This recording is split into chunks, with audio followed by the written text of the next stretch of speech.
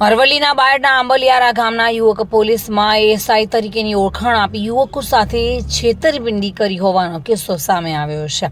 ગાંધીનગર ખાતેની વિવેકાનંદ એકેડમીમાં એડમિશન આપી પોલીસમાં નોકરી આપવાના નામે છેતરપિંડી કરી હોવાનું સામે આવ્યું છે. જોકે 6 અલગ અલગ યુવકો પાસેથી કુલ રૂપિયા 13,50,000 લઈને આ છેતરપિંડી આચરી હોવાનું જાણવા મળ્યું છે.